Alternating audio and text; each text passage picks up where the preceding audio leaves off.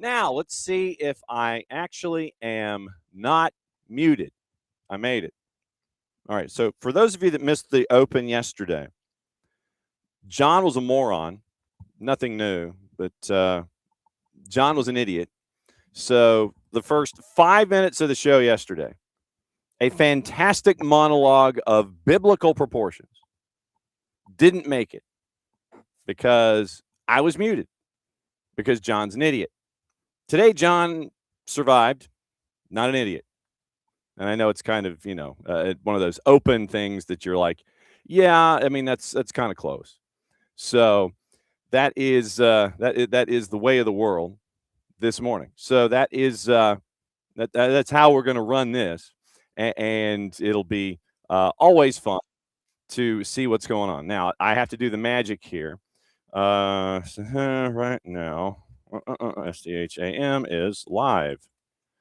So, and this, remember I was telling you about this yesterday. This is something that I'm going to have to do, and until I clone myself, it's going to be me taking a little bit of time. So opening kickoff may end up being me trying to post the show to other social media.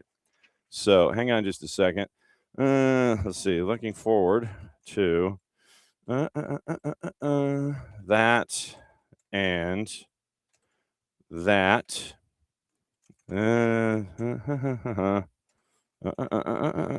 this is incredibly riveting, by the way. I can guarantee it. Okay, so everything from there to here. So this is the thing. You can't do it when you're live. You can't do it before you're live because you don't know the link.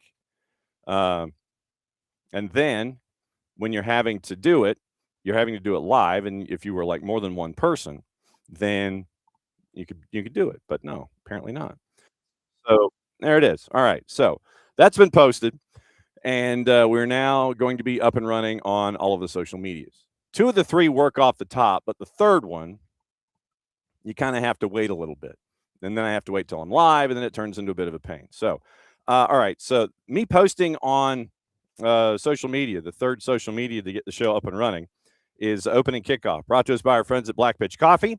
BlackPitchCoffee.com. We start your day with the most important stories in the game and the right way to start your morning. Black Pitch Coffee, part of the SDH community, showing up at events all over Atlanta. Try their home blend made with beans from Brazil and Guatemala, heavy-bodied, notes of walnut and semi-sweet chocolate, and a rich world-class finish. Opening kickoff powered by Black Pitch Coffee and BlackPitchCoffee.com. Okay, here's your rundown for today. Rundown for today is we're going to obviously go over what happened with Tormenta. Morning, Abby. And we will break that down for you early. Kaylor Hodges is going to join us for his monthly visit on everything USL Championship. We do talk a little bit about Tormenta at the tail end of his segment. KCD is going to join us at 10 o'clock. We're going to go over Major League Soccer, specifically what she saw in Chicago and Houston. And along those lines, we get the Chicago perspective tomorrow. Max Anderson, the play-by-play voice of the Chicago Fire, is going to join us right off the top at 9:10. Looks like Mike Gramajo from West TV in Orlando is going to join us tomorrow as well, time TBA.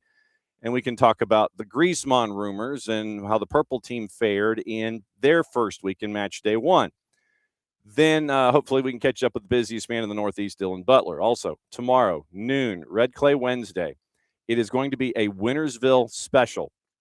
Tonight, he said, Northgate at Stars Mill, 6 and 8 on the network. I'll be down there calling those 2 matches. It's supposed to be cold as you know what. Low, I think tonight's supposed to be like 24. Then, once again, tomorrow, Red Clay Wednesday, Wintersville Classic special. And I wanted to focus on that one because they're playing tonight.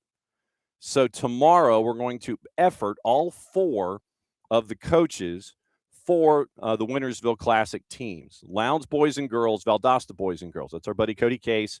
And we'll catch up with things and what Wintersville on the football, FUTBOL side means for that particular audience, how it's grown, talk about the two programs, what they need, all those kinds of things, and how Region 1-6A is looking with this as a part of Region 1-6A.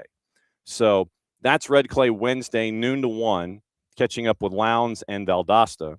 Then tomorrow, looks like we're getting Mike Gramajo from West TV. Max Anderson's going to be joining us. Hopefully Dylan Butler's going to be joining us. So KCD, getting back to today, joins us at 10 o'clock. We're going to walk through her match. And if you haven't, if you have Apple TV, I was about to say season pass, but that was a boo-boo on my part. If you have Apple TV and have the chance to see, and this is once again unsolicited, and you will hear it when we break through the highlights and we go through the highlights of her match. There's one moment in the matchup, and you'll hear it in the highlight, where she had it cold. I mean, she had it cold. She's looking at it 3 dimensions, and boom, it happens. So to have Kacey look through things in her 3D lens, that's why I break down the individual goals and moments in her matches every week, for those of you that didn't catch Kacey when she was with us on Tuesdays last year. And so we go 3D with Kacey D and break through her goals and go through what she saw in those moments and analyze what she saw in both Chicago and in Houston. Like I said, Max Anderson set to join us tomorrow to get the Fire perspective from the offseason and getting ready for everything there. Looks like Chris Doran, the play-by-play voice in Columbus, is going to be joining us on Thursday morning, bright and early, leading into the Power Hour with Nino and Nico. And that will be a part of the Thursday programming, getting us ready for Friday. Ryan Feigert, play-by-play voice of FC Dallas, is going to be joining us at 10:30 on Friday. Our voice from Major League Soccer hopefully will be joining us at 10 o'clock on Friday. That's their regular space. And then our friends from Beyond Goals Mentoring joining us at 9:30 to get you ready for the weekend. That's the rundown as we know it, constantly in flux. After KCD drops at about 10:30, we'll go through the league as it appears with USL League One, 2 weeks away from their start, 2.5 or 3.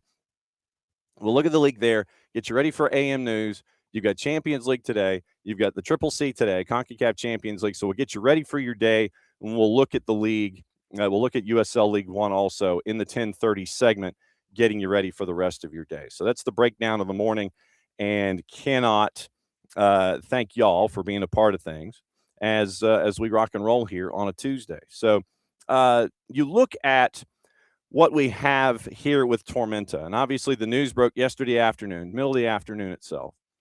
And if you missed the written piece that Jason put up at soccerdownhere.net, I would recommend it. I would recommend hanging out and taking a couple of minutes and reading that piece. So the statement came out yesterday about South Georgia Tormenta, and they're not going to compete in the 26 League One season. Paragraph 2. Over the past several years, Tormenta FC has grown alongside our community and reached meaningful milestones on and off the field, including bringing Statesboro its first professional championship in 2022. Well, proud of what's been built together across South Georgia. While the professional team will not compete in 2026, Tormenta's FC youth and academy programs will continue to serve players and families throughout the region. The club remains committed to supporting the growth of the game at the local level. We are deeply grateful for the unwavering support of our fans, partners, players, the entire Tormenta FC community. We'll share additional information about the club's professional team at a later date. So that was the statement that was made yesterday afternoon, came out, let's see, 9 and so 5 added, so like 2 o'clock yesterday afternoon.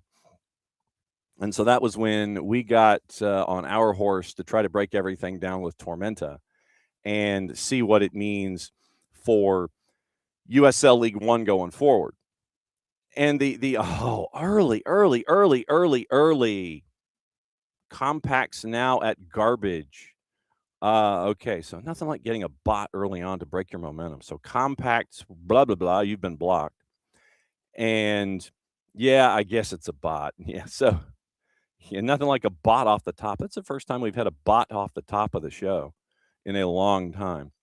Michael, to answer your question about travel, it is one of the more difficult factors that is attached to, honestly, League One right now. League One one of the things that League One has tried to do, and one of the calling cards to League One when it came online, was the notion that it would be fairly regionalized, where you would have you would have the rivalries, and as a way to trim cost, you would have your rivalries in your part of the country, and you might not see folks until a later time in the year. A growing league obviously is going to have these kinds of growing pains. And one of the first things about USL League One, selfishly from our perspective, was that the Southeast footprint in USL League One was the hub that was getting it getting it noticed and getting it to, on the map. Because if you look at the clubs, currently in the southeastern United States: Charlotte, Chattanooga, and this is going into this season, I'll include the new guys too: Greenville, One Knox, Naples, I'll include Richmond in the southeast, Sarasota. So that's what? 1, 2, 3, 4, 5, 6, 7 clubs, and it would have been 8 with Tormenta, but 7 clubs currently in the league in 2026 of the 17. It would have 8 of the 18 if you included Tormenta in that discussion. But because the Southeast built itself out so well, you're also having to deal with, and this is something I would love to have. Morning, David. This is something that I would love to have as just as a comparison. And if I could get away with this anonymously, I would.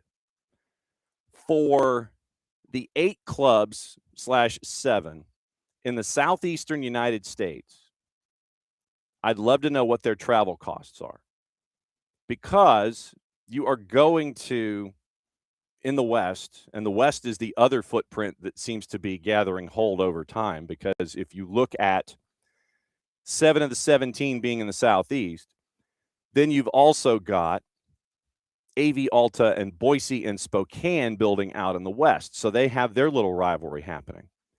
And then you have, of the 4 clubs currently online coming up in the next couple of seasons, you would have 21 clubs. 9 of them would be in the southeastern footprint. You're adding 2 more in the state of Florida. But then you're adding a 4th in the Pacific Northwest, Sporting Cascades out of Eugene, Oregon. So you had 13 of your 21 clubs. 9 of them would be in the Southeast. 4 of them would be in the Western time zone, the Pacific time zone. 3 of them would be in the Pacific Northwest. Then you add AV Alta.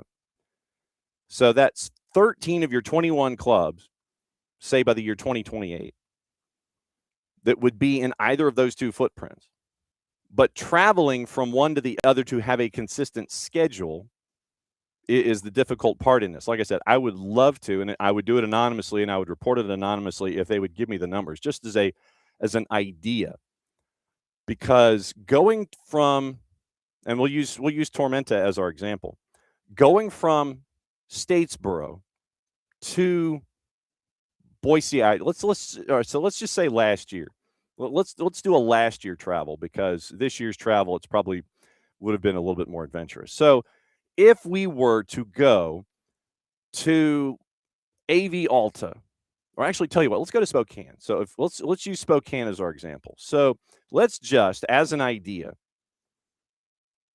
go from Spokane. Let's go from morning, Alex. Morning, Abby. Let's go on a flight, shall we, from Statesboro, Georgia, which is basically Savannah, to Spokane, Washington, just to give you an idea about travel. And the smart thing to do in these situations is to lock down the notion of, if you could bunch up your travel, have the schedule maker sit there and say, okay, if we were on the road for 2 weeks and got 3 matches or 4, if you went midweek weekend and got 4 matches in and out of the way. But just to get the notion of travel. So yes, I don't want so all right. So SAV. So if we go from Savannah to Spokane, just to give you an idea. And this, like I said, this is part of a larger picture involving Tormenta. So does Spokane exist? Spokane does not exist as a flight for any kind of direct deal. And so you can't fly Delta from Savannah to Spokane. So my guess is Spokane, Washington. Does that mean you have to fly into Boise? So if you're flying into Spokane, Washington, so where is Spokane, Washington? Yeah, Spokane, show map of state. Yes, I want to show map of state. So that's not nice. All right, so that's not helping me out. But I would imagine that if you are going from, say, if you're going from Spokane, you probably are having to fly into Boise, which would help because Spokane and Boise would give you a natural rivalry. So if you go from Savannah to Boise, just to give you an idea, and if we wanted to fly out if you wanted to fly out Thursday, because you're probably doing 2 matches in a week. So if you went and you spent a week out west, you fly from Savannah to Boise, just to give you an idea. And this is, like I said, and this is obviously under the 2-week window. But to give you an idea, you can fly from Savannah to Boise with one stop, looks like. So to get that seat, it's $1,029, and you're connecting in Atlanta. So basically what you're doing is you're flying from Savannah to Atlanta and from Atlanta to Boise. It's anywhere from $1,029 right now. And that's probably, like I said, this probably isn't a fair assessment. So let me adjust the schedule. Let me adjust the schedule outside the 2-week window. So if we go from, say, the 12th of March to the 19th of March, if you got to play 2 matches on the road in Boise and Spokane, you do that. 1 passenger from Savannah to Boise outside the 2-week window. And our friends at the Red Triangle airline that you're asked to fly their jets, they're working. Okay, so this is better. But you're still going from Atlanta to Boise. You're going Savannah, Atlanta, Boise. It is 7 o'clock going to Atlanta. Then you're going to Boise. So 7 o'clock, you are spending 7:07. You're spending 8 hours on 2 planes to go from point A to point B, and it's $609 a person. If you're doing this to spend a week, if you got 2 matches, if the schedule maker said midweek weekend, Spokane, Boise, then you're flying you're flying from Savannah to Hartsfield to Boise, match in Boise, match in Spokane. The flight to get you to Boise is $609 a person.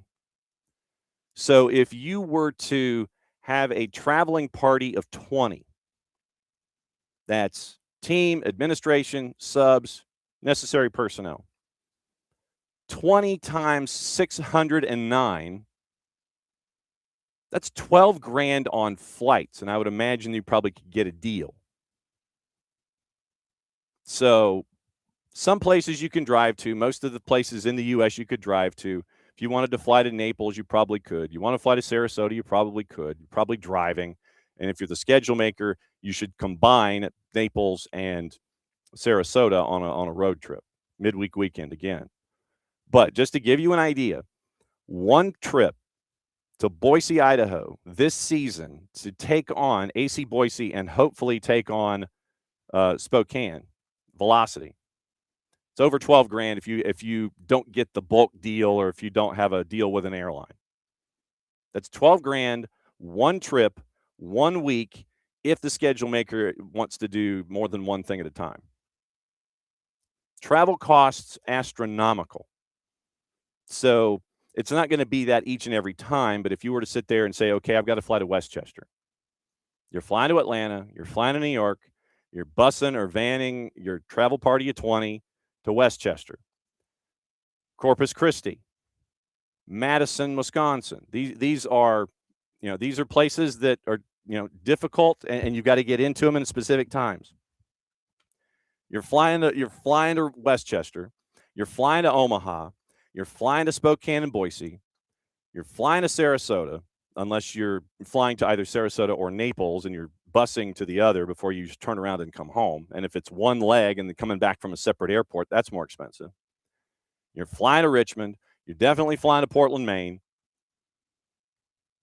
So let me check that one just for the sake of checking destinations. Portland, Maine. All right, so PWM. Remember that one. So flying to Portland, Maine from Savannah, once again, outside the 2-week window. Like I said, this is just taking the folks that are based here in Atlanta, flying their jets, going where we need to go. That's not bad. If you're outside the window right now, it's 437 times 20, so it's also $8,000, $8,500 for a traveling party of 20. But you're flying to Hartsfield, and you're flying directly to Portland, Maine.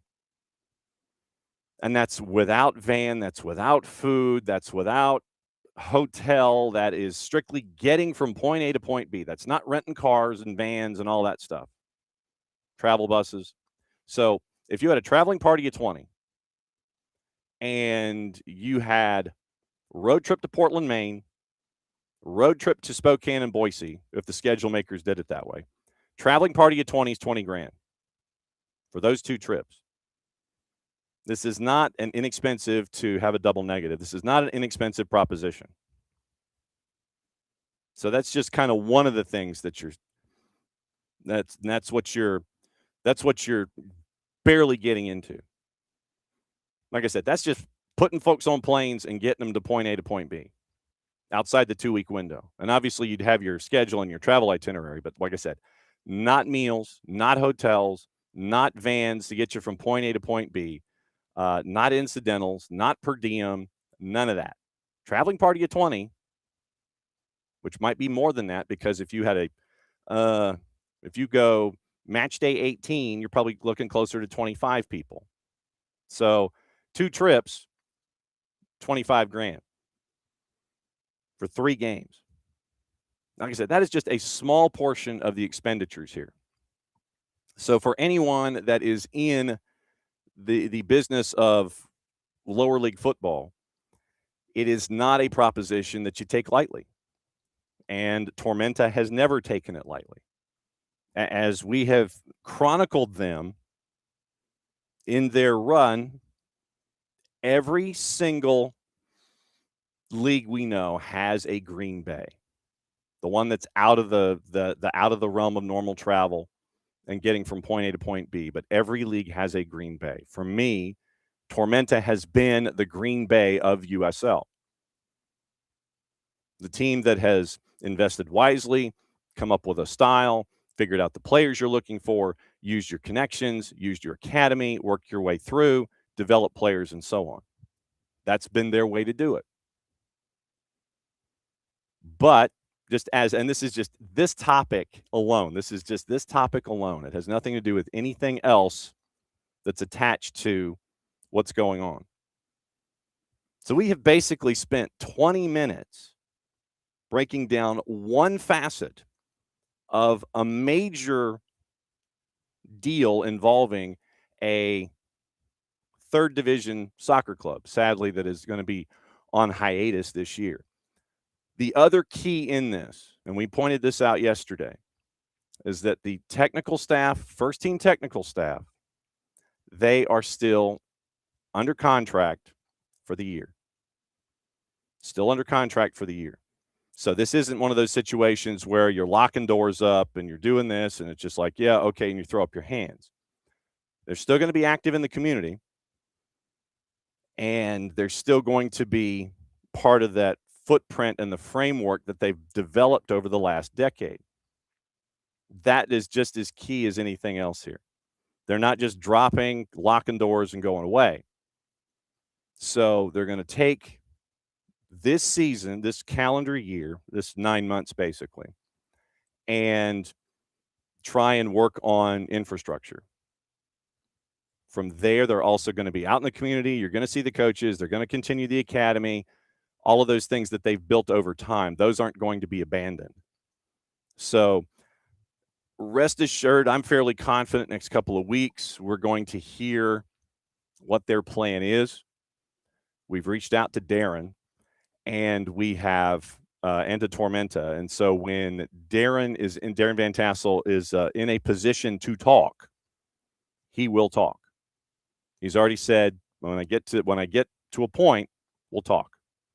So anticipate next couple of weeks us getting to catch up with Darren Van Tassel and Tormenta and get into the get into the weeds a little bit when it comes to it. And Michael, working for said airline that I was looking at itineraries for, admits any deal is going to be negligible on that small of volume. So traveling parties of 20 or 25 consistently, like I said, just those 2 flights alone, just those two pieces of an itinerary, $20,000. So that's what you're staring at with those individuals. And yeah, it's not all the travel costs at all. Yeah, food, hotel, vans, rentals, the whole thing. 18 players, yeah, you're looking at 25. So that's what you're staring at. So David's like, I took through Salt Lake once through Seattle, Coeur d'Alene, Idaho border. So Savannah to Spokane. Yeah, that, and like I said, that's just one example of this. But what we did, and we'll go to Kaylor Hodges here in a second. Kacey White set to join us top of the hour, and I've got to squeeze in Kaylor here or it's not going to happen.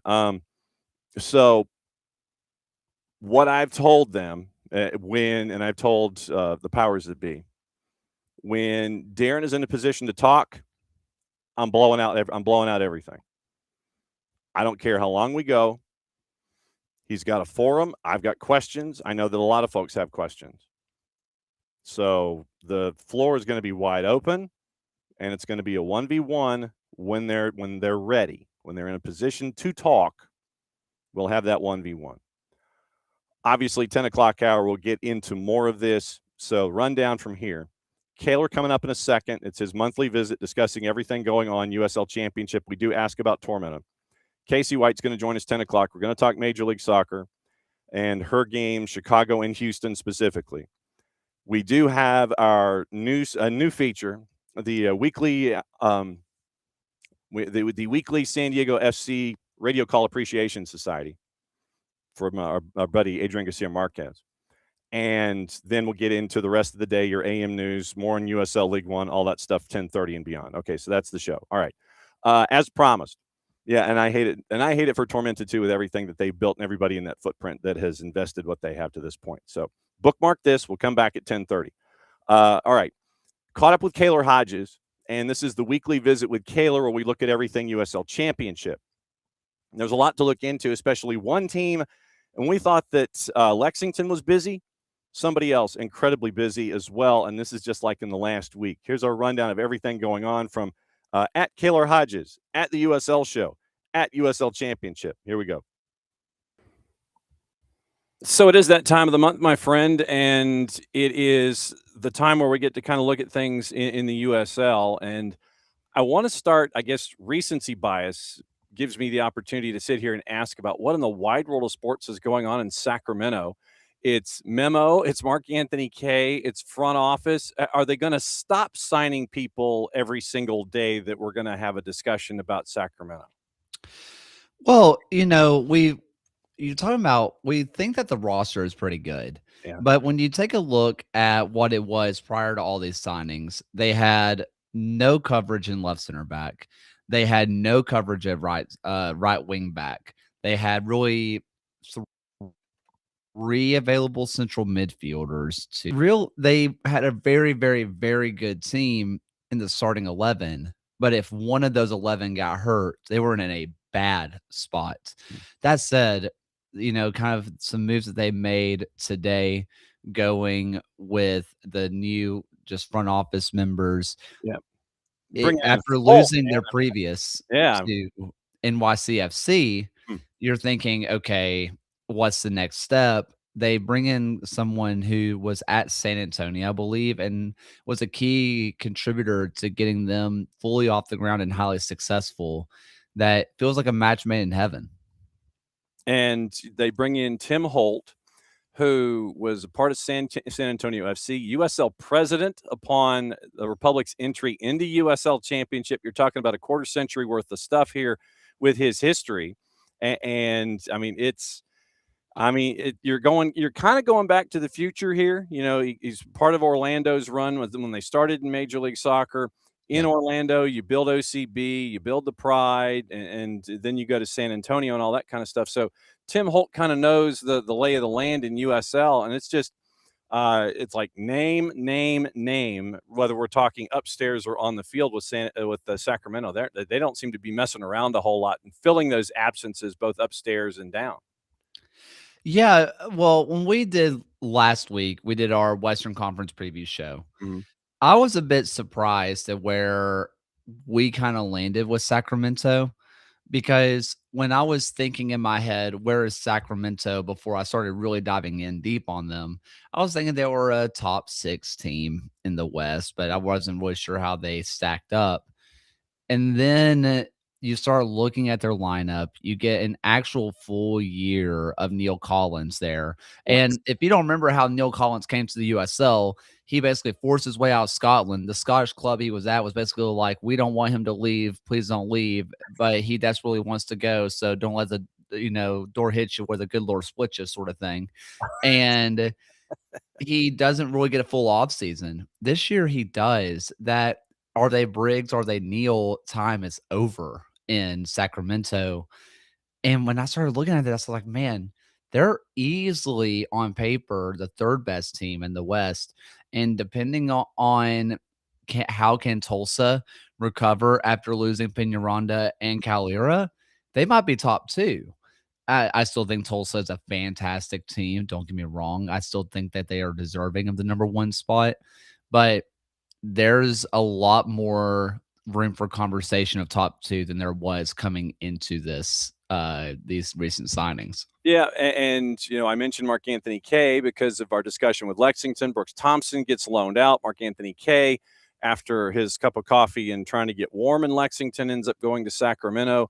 And I'm hopscotching, I admit it, just because it's like squirrel this time around with USL Championship. Of course. When you look at what you're seeing at Lex, it's like you saw all those pieces that they brought in. Now things are kind of settling with a couple of weeks to go before the regular season. What do you see with Lex after this initial rush, and then pieces being sorted out to various other clubs?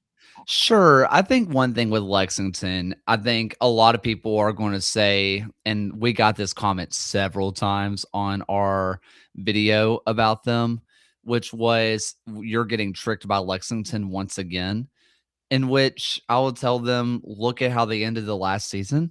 This isn't like they were really bad and then they bought a bunch of players.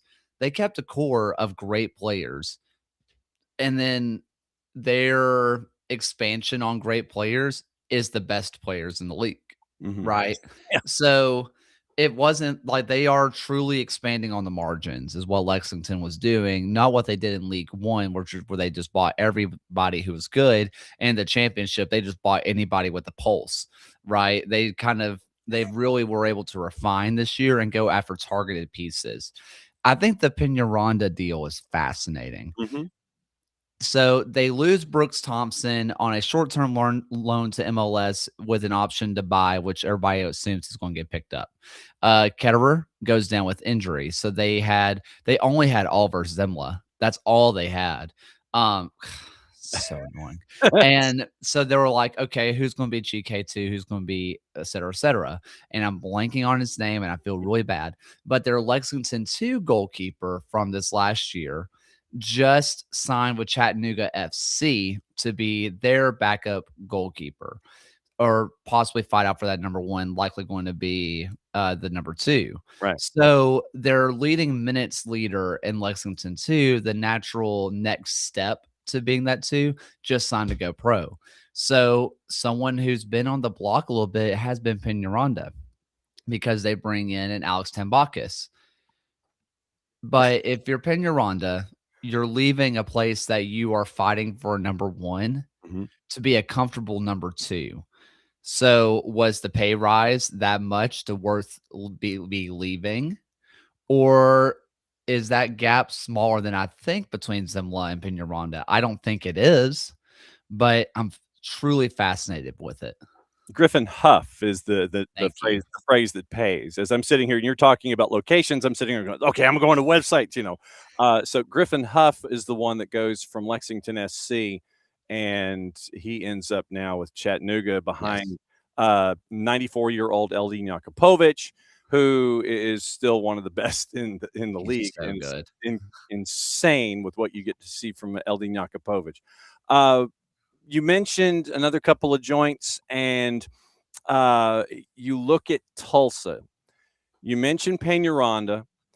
You mentioned Kaylor going to Sporting Kansas City, and there was even talk last week heading into match day 1 in Major League Soccer that Sporting Kansas City still didn't have a full 30-person roster, and you end up jettisoning Daniel Shallowy. You bring in Kaylor. It's intrigue. Where are you looking at Tulsa in the grand scheme of things? They bring in Tristan Henry to be a part of things between the sticks. You have Peñaranda out. You have Kaylor up, Tristan Henry in, and where are you seeing Tulsa here? Well, Kaylor is a big miss. Yeah. Good friend John Morrissey said it best. He's the most complete striker I've seen in lower league soccer. We've seen prolific strikers in the lower leagues that put up more goals than Kaylor. We have seen strikers who are just good at their one thing, and they put up a lot of goals. There's no one more complete than Kaylor was. And I think it's going to be a big miss. Going from Kaylor to Remy Cabral is a substantial downgrade. And that's nothing against Cabral. No. He's a good player. He's just But not. He's era. However, yes. Bruno Lapa. They got Khalil Medkar. They got Weber. They got Lukic. They got Summersall. They got Diallo. They got Coley. They got Sparks. They got Batista. They got Sissoko, Pierre, Ian, Stauffer, St. Clair, Dom, Tambakis. Oh, by the way, I named some bench pieces for them that are better than most team starters. No, what they got at the 9 is not what you want exactly, because what you want is Kaylor. But there are 10 other players on this team, including some bench pieces, that are better than your team's favorite player. Brooklyn, they're bringing in bits and pieces, and one of the names that kind of stuck out to me was Jaden Cervania going to Brooklyn for the 26th season. I thought that was interesting. Yeah, they still don't have a right back, which is an issue. Coming in, well, they do, but not officially announced. But as of taping this, he has not been named. Right. But Cervania fills out that left side where, after graduating from the Legion Academy, he goes on to North Carolina FC, and he really breaks out there, and he kind of floats between starting and not starting in a really star-studded North Carolina FC team. May they rest in peace. And now I'm really interested how Cervania and Alves and Hundal and Maglione can really connect together, because I'm not sold on the roster as names, Right. but you see the vision on how it can, to the point that LeBlanc may not need stars to make this team click. I'm not going to call it Pittsburgh-esque. They're not going to be that defensive, but it's the Bob Lilly making names that seem like a ragtag bunch of players work. I see the vision here. Okay. You got system dudes, huh? A lot of system guys that I really see what they're going for, Mhm. and I'm excited to see how it works. Am I convinced that they'll be competing for the playoffs this year? Yeah, they could compete for the playoffs. Are they going to be finding themselves above the seventh place? The way they're going to, if they make the playoffs, they'll have to go to Lou City or Charleston, which never goes well for really anybody, unless you're Detroit City. True. They always seem to do fine. But everybody else, that's not a great task for them. Yeah. But in year one, you happily take that. Yep. Taylor Davila signs an extension with Lou City. Everybody, unless you really want to make a move away from Lou City at that particular point of your career, you're happy. You're chilling in Lou City. You're good. Everything's cool, and Lou City just continues to reload. John Berner ends up in Charleston, I believe, as a part of their keeper core.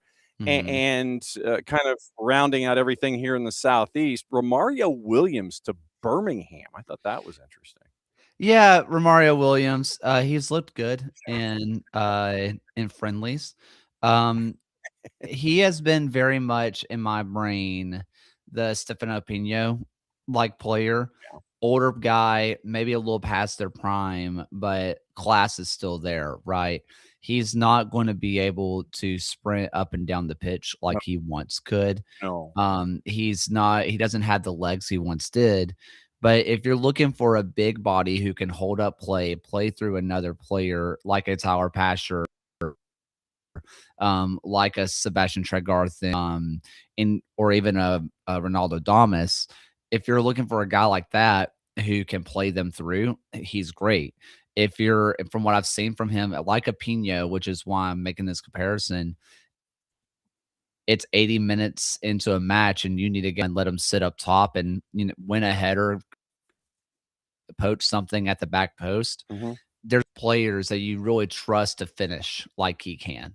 He is a proven goal scorer and exactly what you need at depth if you're Birmingham. All right, odds and ends before we get into the other topic of the morning, and that's in League One. But who worries you right now when it comes to continued lack of action, pieces that may not fit, island of misfit toys kind of stuff, or people sitting on their hands with only a handful of weeks before the season starts? I'm a little torn here because I would have said Birmingham, but I've seen them in action now, and I really like this team. Full bias, I will be honest, but I'm really liking the roster construction.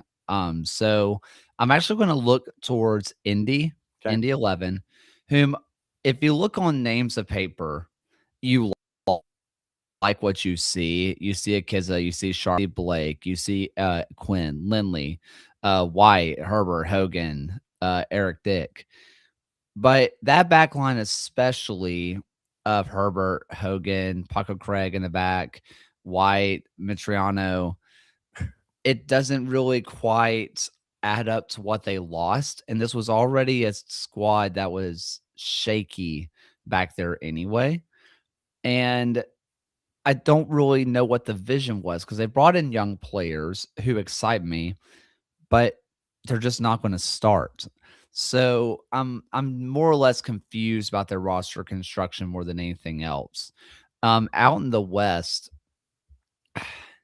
it's either El Paso or Monterey Bay, where El Paso, same conversation. It might be one of the worst across League One or the championship. The back line is woeful. But there's a world where they can make it work if they go to a 3-back and drop someone from the attack. But then, do you really want to drop anybody from an attack? I don't think so. Monterey, there are pieces that I like here, but it's thin. I'm not. If somebody goes down, it's almost a lost season for them if they get an injury, especially in that back line. So, a bit worried about those three. Okay, obviously the big story in League One, and I know it's something that you guys discuss a great deal, in your League One discussions. I know that we've been discussing what we were anticipating with a season with South Georgia Tormenta, but now that's not going to happen in 26. They're going on hiatus, and they're keeping first team staff and technical and the coaching staff and the first team technical staff. They're going to be still on salary in 26, which lends itself to the notion that they're going to continue to work toward a 27 return. And the academy and all of the community stuff is still going to be happening. So that's where Tormenta is right now. Obviously, 2 weeks before the season starts, you're kind of having to, if you are the other clubs that had them on the schedule, you're having to do things on the hop. I know that Richmond has basically said that they're not going to fill that date. Teams have the option of going friendly or doing it as a free. What is the latest that you have heard from your sourcing when it comes to futures and any other Tormenta tidbits that you may have this time around? A lot of the stuff that we got, me and Alex Ashton, League One updater, he was one of the first ones to break it with John Morrissey, him on Beyond the 90, John Morris. Right. Me and Alex talked about it on Saturday night, and we kind of broke down all the pieces to this. I think that for me, the biggest thing that from what I've heard with sources and people that I've talked about with this is the 3 months of free agency pool, which is the minimum that the league could offer. The league did do the bare minimum on this, and I hate to say it this way, but they offered 3 months severance and said, good luck, good luck finding your new team 2 weeks before the season. Oh, by the way, basically every League One team has finished making their roster. So there's probably not a home for you. I talked to about 4 coaches since Friday night when we started getting this is happening, because from what we were told, the league deadline that they gave Tormenta and the time period differs. It was about 6 p.m. or 7 p.m. on Friday was the, hey, or get the money together for this insurance premium or you're not playing next year. And it was about that time I got my first phone call, 7:30 p.m. Eastern. And that's when I started getting phone calls about this. Me, Alex, John started kind of started talking a little bit about like what we're hearing, what we're not hearing, etc. And with the coaches that I talked to, they said if Tormenta does not help out on these wages or the league does not help out on these wages, we literally cannot afford them. We can't afford these players. So the 3 month severance may end up helping these players out in terms of finding them a new home, because their wages were pretty lofty for League One standards. I mean, they were making decent money to go down there to Statesboro. That was, I mean, that's part of the reason why they were able to get them down there. If they use this time to raise the money, get the money in some way, expand the stadium, build the stadium, finish it out, get rid of the mound, even though I think they should have a memorial back there somewhere. Yeah. Keep like some kind of permanent dirt mound, keep it. Right. I think it would build a lot of faith back with the fans, which if you saw their fan support diminish, a lot of it came down to broken promise that they didn't quite hold true on. And it wasn't from the lack of good intention from the Van Tassels. Every conversation I had with them was so positive, and they truly went into it for the right reasons. They wanted to make Statesboro soccer matter and be good. It just, things didn't work out. And now the playing staff, now the players are the fans who lost faith and stopped going. Ownership wasn't making good on their word. They now feel justified. So they're going to have to spend this year, fixing some broken promises and try to mend relationships, not just with the hometown support, but future players. Because if they go on hiatus once, who says they won't do it again? Well, and if you go more than once, then what was it? Odds are that if you were do it once, people understand, and then you could do it more than that, then obviously there were more issues than you had originally anticipated. So obviously we'll keep an eye on all that stuff, and I cannot thank you enough once again for laying everything out, because the next time we talk, games will be played. Yeah. Yeah, I mean, we're closing in on that date. March is going to be our first one. Lou City versus Lexington. Blue Grassico starts off our season, Very nice. and then we are hot and heavy.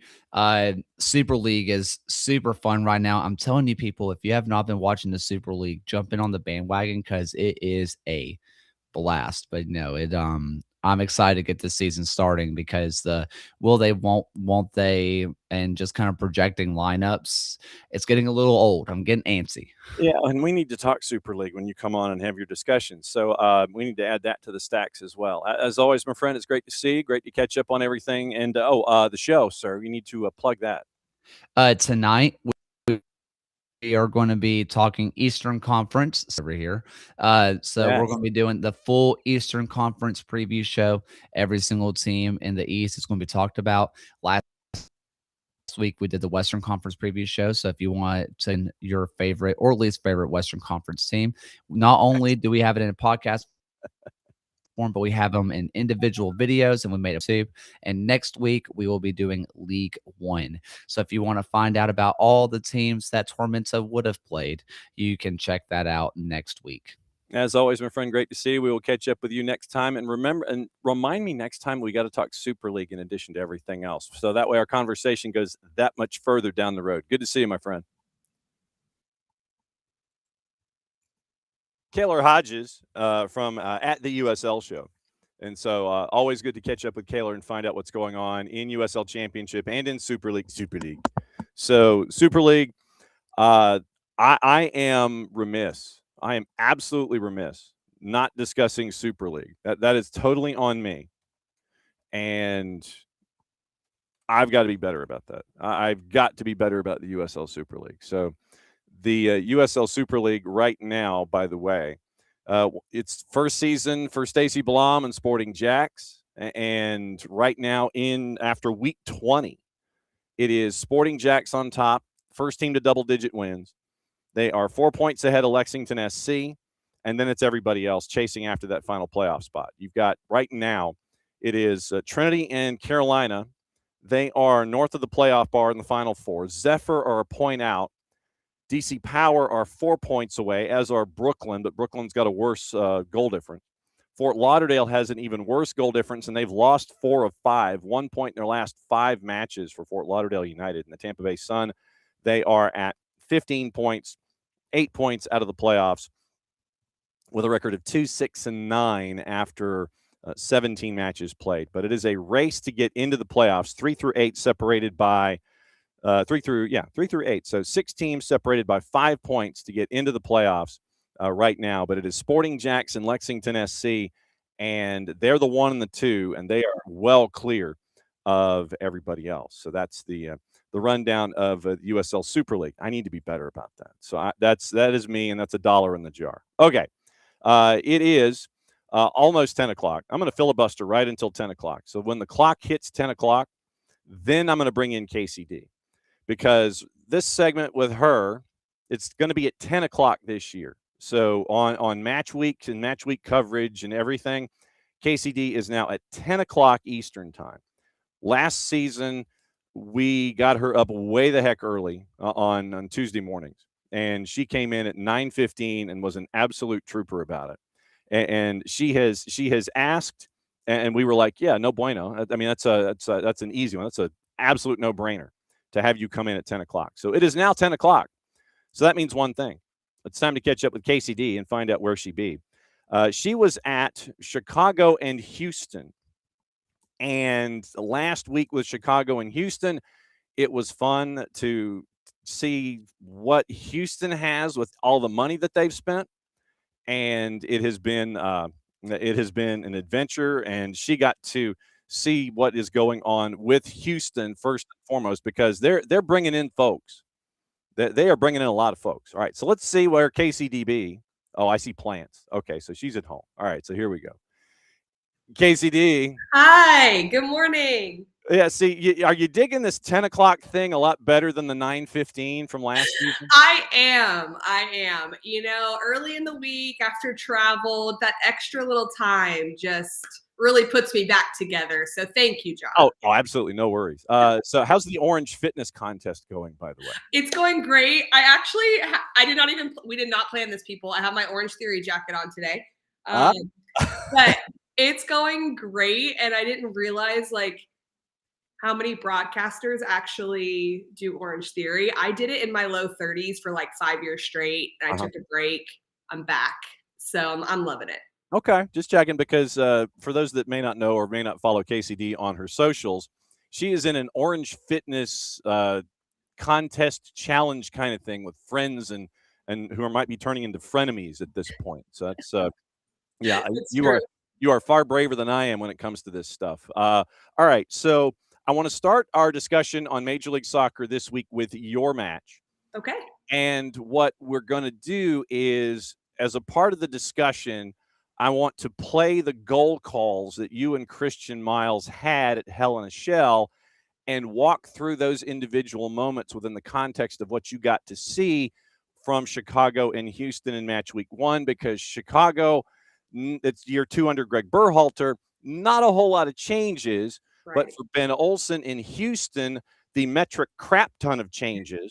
And it showed it bits and pieces because, you know, it's like, okay, you know, you've got the hello, my name is tag here on your forehead trying to figure out, okay, where does this person want this ball at this time? So as we got into the game itself, what kind of a match were you anticipating after you got the chance to catch up with both coaches and get the feel of the place? Both coaches sent the message that they were going to press really high, put teams under the opposition under a lot of pressure. And we didn't really see that necessarily from the beginning, which I expected, though, because it being the first game of the year, there was energy, but still trying to figure out, like you said, partnerships, how that was going to work and everything. But what we didn't expect was a different system from Greg Berhalter. He went into a wingback system. There was the absence of Jonathan Bamba, Andrew Gutman, Jack Elliott. So there were a lot of big players missing for the Chicago Fire. So they actually adapted from a defensive side into a different shape. So that kind of threw a little bit of a kink in things early on of like, how were they going to match up was a little bit more unexpected than we originally thought. And you didn't get anything on the board until the 31st minute, and it ended up with Chicago getting the first goal on the board. Hugo Kuipers gets the first score of the season, and you might recognize the voices on this one, courtesy of our friends at Apple TV and Major League Soccer. Sviatchenko. Bogusz. Oh, and it's a big giveaway from the ball. It's opened up. It's Kuipers. 1 against 2. Ugo Kuipers, and it's Kuipers! Absolutely brilliant from the Belgian. He's back, and the Fire start in brilliant fashion. 1-0. And he makes no mistake the second time he gets into the final third. He goes in the 1v1, faces up in the back line, and goes with the left foot. A lot of players would go to that far post, but he realizes he just has to beat Jonathan Bond as he's stepping towards him. He goes with power, and he puts it away. All right. That was an awful giveaway by Mati Bogusz. I don't care what anybody says. That was bad news. That was bad news Bears stuff from Bogusz out of the blocks. It was the second it happened, and like there's not a live camera in our you need one. You need it. It would be great. Sometimes we'll video ourselves just to like get some inside footage for everybody. But my head just went like this. And still, credit to Kuipers, he had to go 40, 50 yards and be able to score a goal. But Jack McGlynn had given it to Bogusz for a second time, was trying to get into an advanced position. But yet Sviatchenko was all the way wide. So then everything was so expansive. So that you have to protect the ball there. So it was definitely a bad giveaway. But Kuipers did a great job in the 1v1. I was pretty impressed. I did not think it was going to turn into a goal. I thought it was going to be a bit of a iffy moment, but the goal was really nice from him. I need you to put your coach's hat on for a second. Let's do it. Okay, so proper weight on passes. This is something that I have seen in pressing situations that has turned into turnovers and has turned into moments going back the other way. So what I mean by this is, on offense, I am seeing more often than not, and it might be just something as simple as getting adjusted to the surface that you're playing on and understanding, is it wetter than normal? Is it wetter than it was when I was there initially? Is nothing happening? How do I lay this out on this surface compared to others that I'm used to? I'm seeing in soccer across the board more passes that don't have the correct weight on them turning into opportunities the other way. How do you remind players, or how do you reinforce the idea of making sure that, okay, that's a great idea, but I need you to have your head screwed on straight here and make sure that the proper weight is there so we can maintain possession? One of the things that has to be communicated to players at all levels is that part of communication is the type of ball you give. It doesn't always have to be verbal. So if I'm playing a ball as simply as take the weight of it out, but to your right foot, I am telling you most likely that there's pressure off your left side. That's how good I should be technically and in my decision making of how I distribute balls to you. So direction is important. Pace of pass is important. So sometimes when a player is going to be under a lot of pressure, I don't put as much pace on the ball and you've got to put your foot through it just to get it out. I might be more of a set type of pass that's not a pass rather than getting it to you quick with pace where you've got to control it under pressure and then be able to clear. So you really can communicate through the way that you distribute. And that's something that I think is a constant reminder for players. Okay, because that's and me as the novice of the two of us here, seeing improper weight on a pass and seeing it picked off in a transition opportunity is driving me crazy. And so I'm with you. I think there's even more to it, honestly, John. Like, I don't blame like a Jack McGlynn in this moment, but I also think he's a good enough player to know that Sviatchenko is all the way wide and the other center back was not coming all the way across, Carlos. Mm-hmm. So I think he should have stayed underneath Bogusz, personally, in my opinion, because of the shape of the team. But Bogusz at the professional level has to realize behind him, Jack McGlynn's moving. So he didn't look. He just kind of went into autopilot and just like played it backwards when no one was available. So there's a lot that went wrong in that moment. And it wasn't Antonio Carlos coming over and defending at the last minute 1v1. He was having to just make up for everything else that had happened above him. Okay. Yeah, I just had another moment drive me crazy, and that was why, like, I've got to ask you about this. And literally, it's like, oh, I have Kacey. I can ask her about this. Okay. So 1-0 at the break. 1-0 at the break, and you're wondering about any kind of halftime adjustments. What were you and Christian talking about in the booth, getting ready for the second 45 from what you saw in the first 45? One of the big things that I really felt that the Dynamo had to do was figure out, one, how to get Guilherme on the ball. And we talked about it in the first half, that Zinkernagel was much more involved as the opposition 10 for the Chicago Fire, and therefore the Fire were more dangerous. And I felt that if Guilherme got on the ball in the second half, he could do that. But how? There was a big pocket of space behind Davila of the Fire, which was right in front of that back line of 4, or it actually ended up being 5 at times. That space in front of Joel Waterman was a really big space, but how Guilherme and Ponce manipulated that together, I felt was going to be really important. So if Ponce comes to the ball, Guilherme's got to go, and vice versa, to make Chicago make decisions. Because in the first half, they didn't ask any questions of the Chicago Fire back line. And they did in the second 45, and we have the evidence to prove it. Starting in the 67th minute, and I mentioned to folks in our open when I was teasing your Tuesday visit, the one call, I think it's this first goal coming up, where you were almost clairvoyant. You had the soothsayer hat on, the fortune teller hat on, and literally you're talking about Ezequiel Ponce and connecting with Guilherme, and I'm like, she had that nailed. So here's the call and the setup for it that made it 1-1. Guilherme's first goal on the evening at Hell in a Shell, once again courtesy of our friends at Apple TV and Major League Soccer. Only won 5 of those here on home soil in 2025. Here's Ponce. But that's what I like from Ponce right there, and this is why. Short now. Guilherme, he's in. He's gotten goal side. This could be it. Guilherme!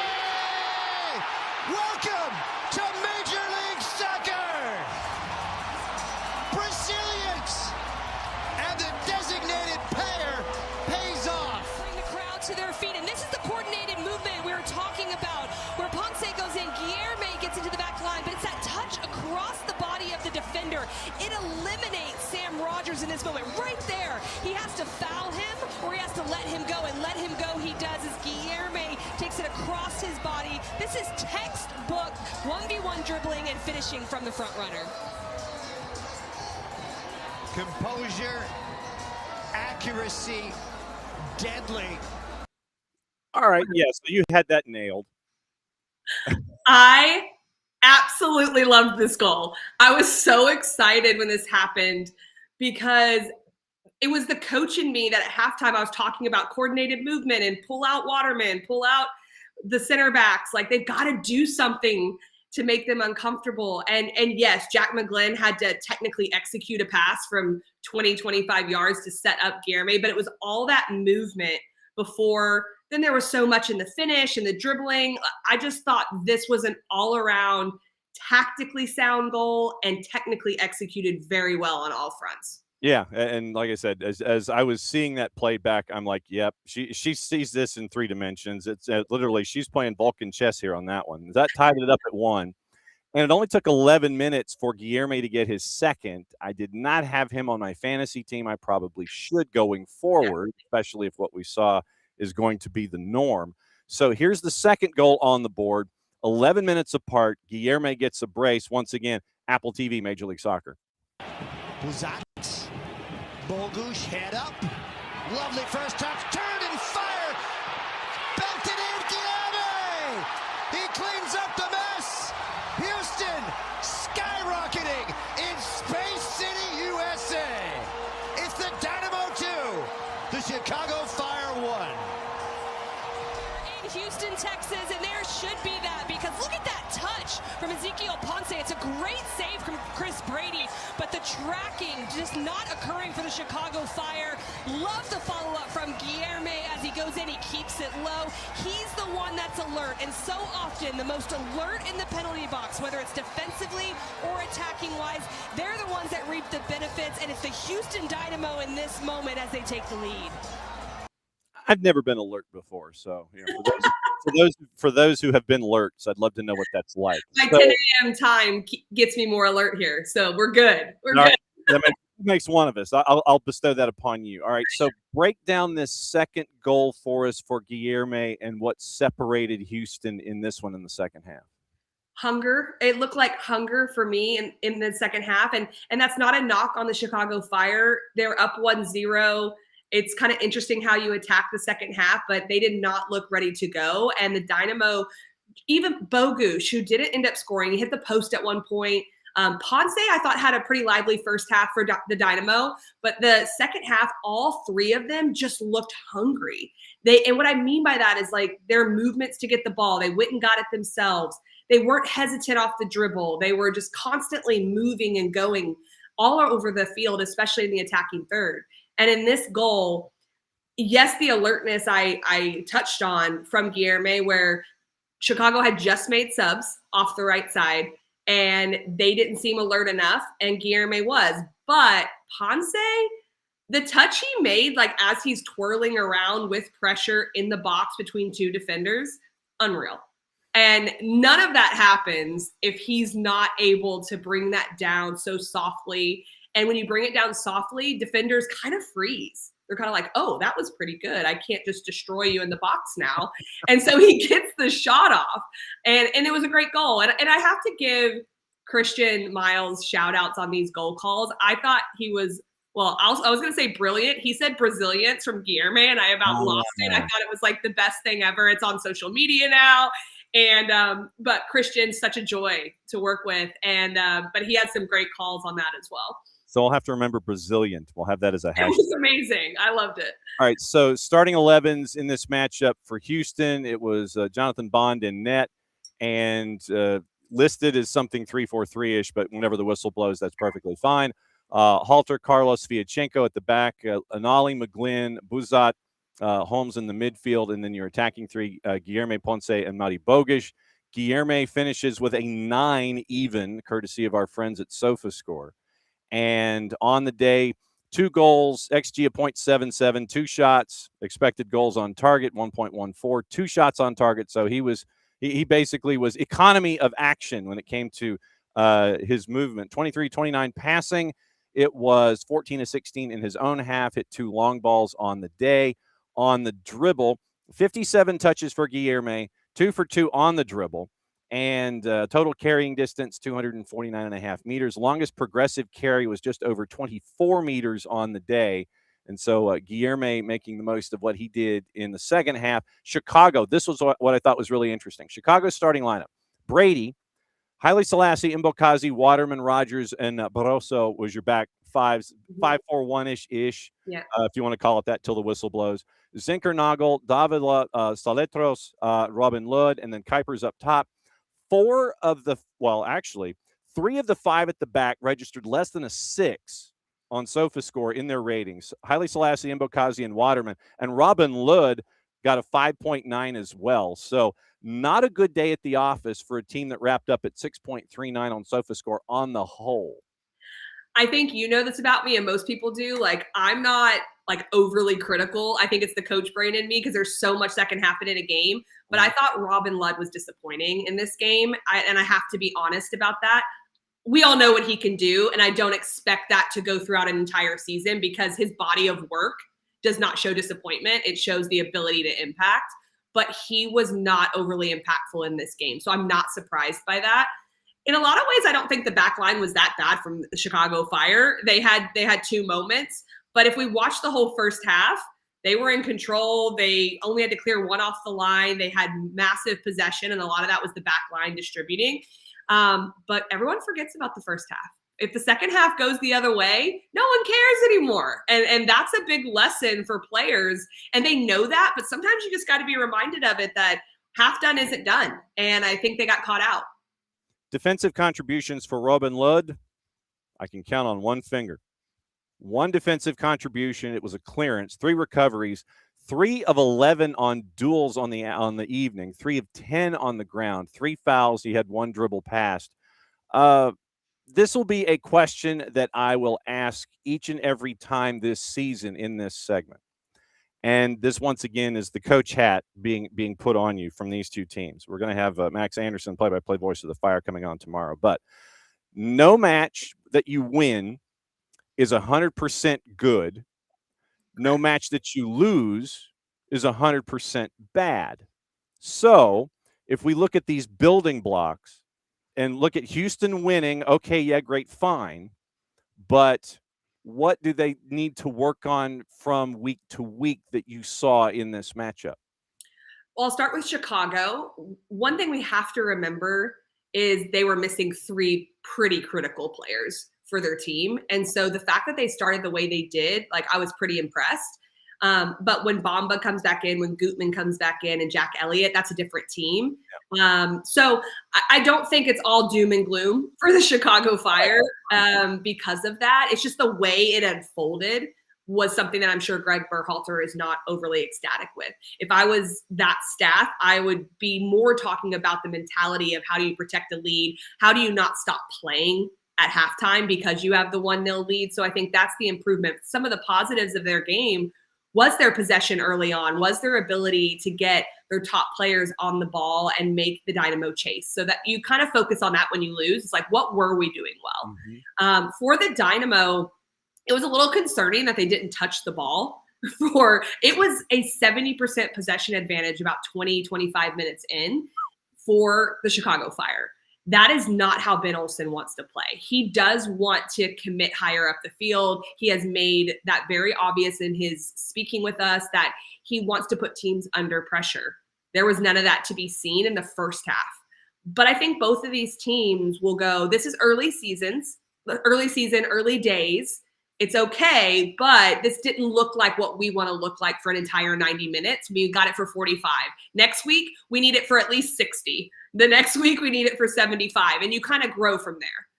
And the numbers ended up 57-43 in possession, as you said, that it was like way stilted, and then it wrapped up at 57-43. One of the other things that stuck out to me was that there were 31 fouls called in the match, 20 fouls on Chicago in this match. Is that more a byproduct of not having the likes of a Gutman and a Bamba and an Elliott, or was that state of play with what Houston was being able to do, especially in the second half? I think there was a little bit of frustration in some of those fouls from Chicago. I'll be honest with you, though, John. I didn't realize – I saw the stats after the game of the fouls, but it didn't feel super choppy, to be honest, calling the game, even though there was quite a few fouls. Mm-hmm. I think a lot of that is early season, too. You're just a little off with your stepping defensively. You hit someone late. Then there's the mentality piece that comes in, and the emotion piece that can come in when you're up a goal, down a goal, whatever it may be. So I think that's more of the factor there. KCD, where she be at home after recovering from Chicago and Houston, breaking down this matchup and anything else on her mind in Major League Soccer. What'd you think of Madi Bogusz first time out coming back into Major League Soccer? First half or second half? That's how I feel about this game. Yes. That's how I feel about this game in general. Like, which team do you want me to talk about when and which player? Because it completely is different based on the half, and that isn't always the case. Bogusz, I was really pleased with how he worked his way into the game. He just looked more intentional in the second half. I still don't think it's at his full level of how he can contribute.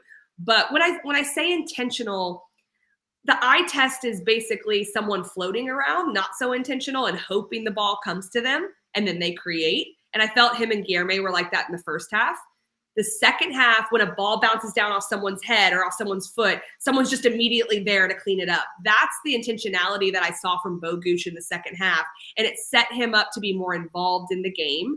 Therefore, he was able to dribble penetrate a little bit more and create things. It was still kind of few and far between for me, but you could see the remnants of just the impact that he can have. How was the crowd in Houston for a match day one? Because you and Christian went into a market where – you could be winning, and for whatever reason, it has been tough sledding to get butts in seats there at Hell in a Shell. What was it like there in the atmosphere? We went down to the field about an hour before kick. Got your picture taken. I saw that.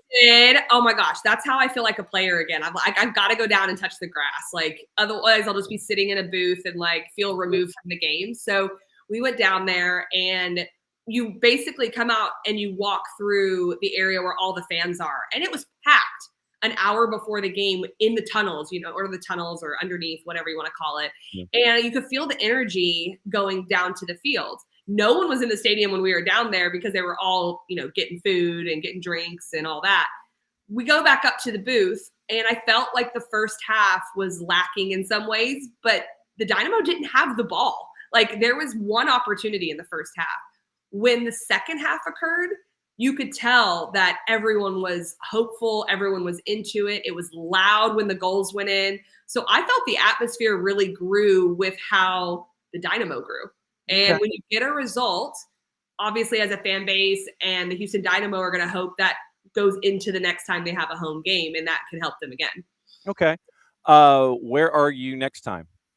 I am going to San Jose this weekend. San Jose, Atlanta. So a lot of my prep is starting this afternoon and tomorrow for that game. I've done all my looking back. Now we're about to start looking forward. I'm excited. I get Atlanta United, but on the road, so I can't come say hi to you guys. No, Mike and Jason will be there, so you get to say hi to them. Okay, that's great. So that will be on Saturday, and a really interesting matchup. I haven't dug into the tactics yet or watched full games of this past weekend, but a team in San Jose that didn't dominate in possession, but wins 3-0. And then you've got Atlanta United, who gave up 2 late goals, but there were some good performance pieces. So I think it's going to be a pretty tight matchup, but I'll be interested to dive into exactly how I think that's going to look. Yeah, I did not, by the way, have the goal scorers for San Jose on the bingo card under any circumstance. Nobody did. Nobody. I was like, I mean, Sporting Kansas City, you know, they're still trying to grab folks and sit there and go, you know, serving 27. Hey, you got some spare time? Come on in. I know. But I did not have Muni scoring an almost immediate brace on my bingo card. Defender gets a brace. I did not have that marked down. I don't want to say mark my words, but like, does that happen again this entire year for him? Like not in a bad way, but okay, he might score a goal on a corner kick and go up, but twice, pretty impressive. He's having a good start, and great for the Quakes, though. Yes, it was 3 goals in 12 minutes for the Quakes. Daniel Mooney scores in the 42nd. Preston Judd scores at 45+1. Then Mooney scores again in the 54th, 3-0. And Sporting Kansas City, it might be a long year. Man. Yeah, you going out there, when are you leaving, Thursday or Friday? Leaving early Friday morning, gain those 3 hours back, have the majority of the day there on Friday, and then we'll have the Saturday kick, come back Sunday. So I'm excited. You know, this is part of Christian and I being together. Like, we've got some middle of the country games. We've got a few East Coast. We've got a few West Coast. So I'm going to his neck of the woods this weekend. It'll be an easy travel day for him, and should be fun. Yeah, and we definitely need the intel on Christian and how he is on the road, what he eats. We need all the background intel on Christian that as you develop your file as we go here.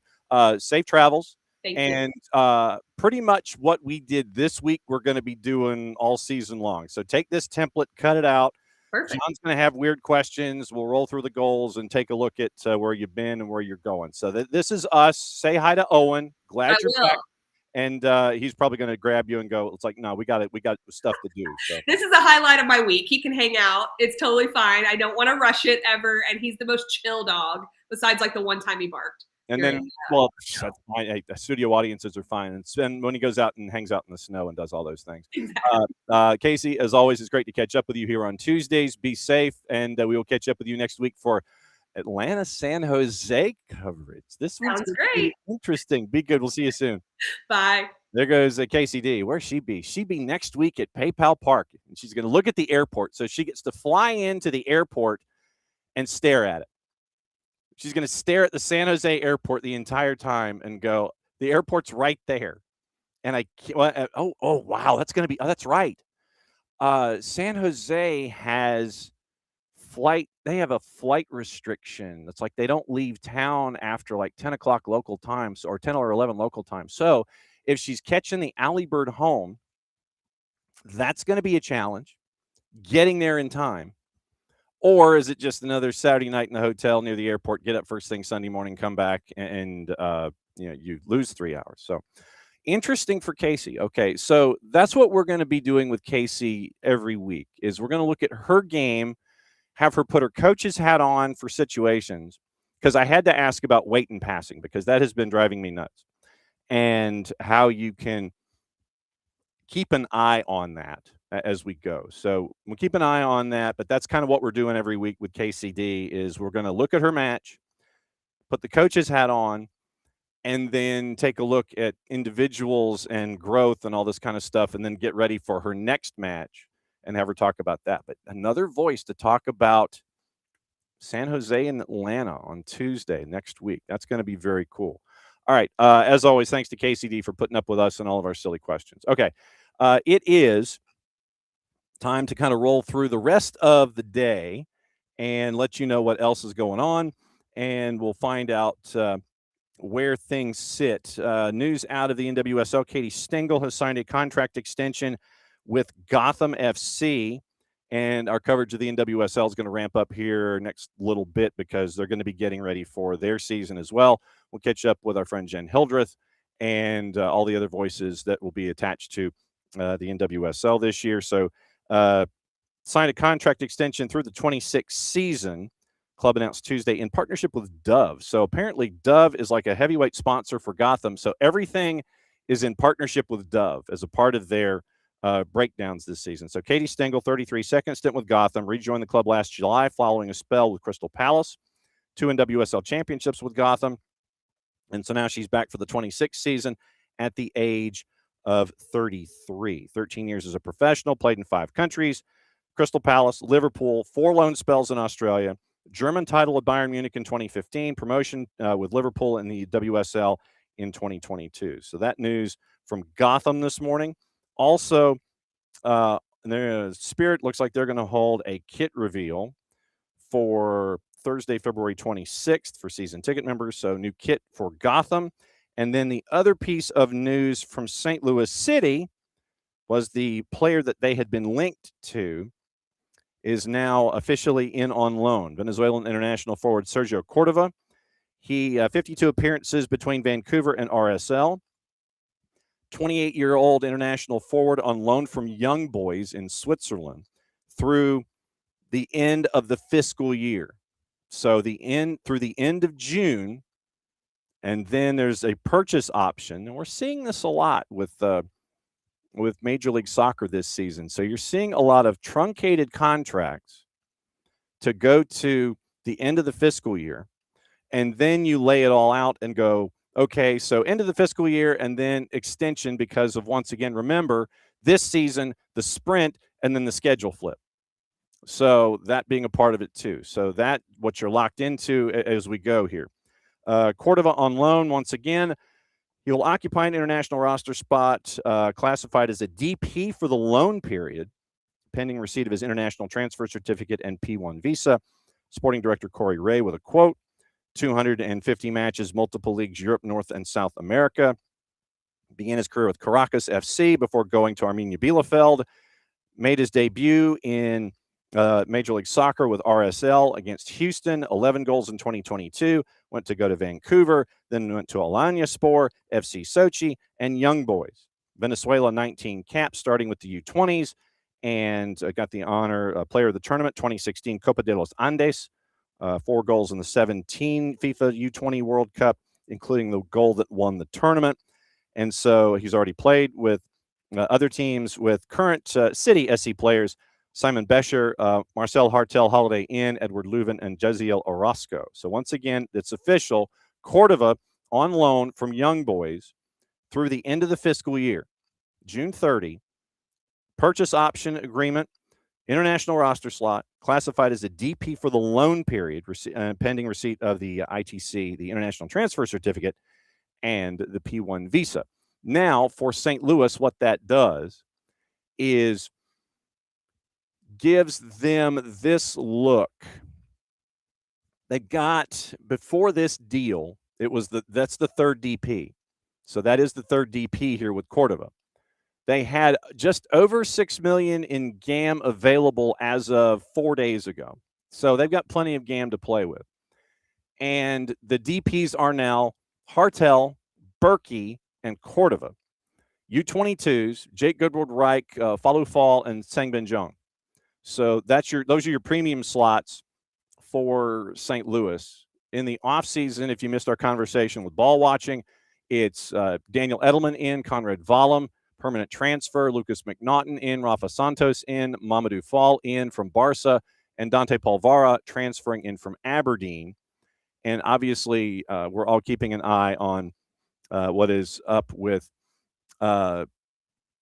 Leuven and his situation with his wife, and so obviously we send all of our love out that way as well. So somewhat in flux when he is able to compete and when he's going to be spending time with his wife. So that's the rundown of that transaction with St. Louis. So Cordova on the board, and he will be there as a part of St. Louis City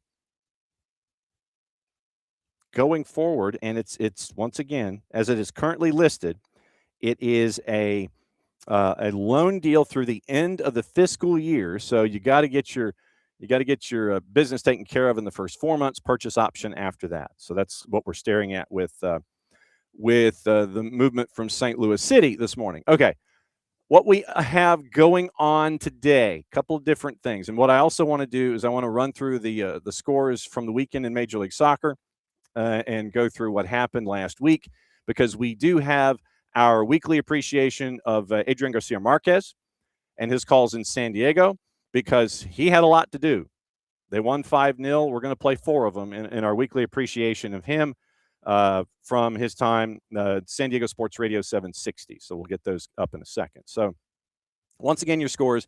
Seattle, Colorado. Seattle won that one 2-0 on Sunday night, and it was a rough one for Malik Badawi and the crew. We got into that with Bart yesterday. LAG and NYC, it was a 1-1 draw. Portland over Columbus 3-2. Chris Doran will be joining us Friday to bat leadoff at 9:10. We'll break down that and we'll get ready for the match on the weekend. And we're going backwards in time. So that means that with San Diego beating CF Montreal by the score of 5-0 at a -182, here's your highlights. And this is going to be fun. Courtesy of San Diego Sports Radio 760. It is, once again, the chance to sit here and listen to our buddy Adrian Garcia Marquez come out of his shoes. Enjoy. So the second corner kick for San Diego FC from Anders Dreyer, alias El Paletero. Anders with the delivery. The header, the ball, the goal. Goal! Christopher McVeigh! Christopher McVeigh! Sneaking in there. Christopher McVeigh. From Sweden to the world. Christopher McVeigh, 1-0 San Diego FC. And again, the setup, the beauty, the delivery, the danger, the 5-star service, and then he uses his head wisely. But still, you see that Durant Ferry was ready. Now the header coming in. Anders Dreyer will take it from Marcus Imbartsen. Anders into the 18. Anders, save, Amal, goal! Goal! San Diego FC! Anders Dreyer! Amal Pellegrino, goal! To Anders Dreyer, setting it up for Oni Balakari, goal! Goal! San Diego FC, finest city, with another fine goal. 3-0, the lead for San Diego. They played it short, and now Anders delivers across into the box. The shot, the goal! Goal!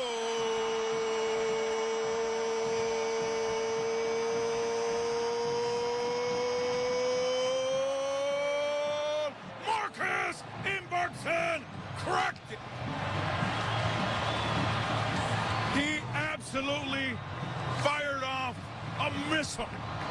Left foot, boot, cracazo, golazo, G-O-L-A-Z-O, goal, San Diego FC, 4. CF Montreal only know the concept of 0. 4. And that's our buddy Adrian Garcia Marquez. That is what makes this game so great.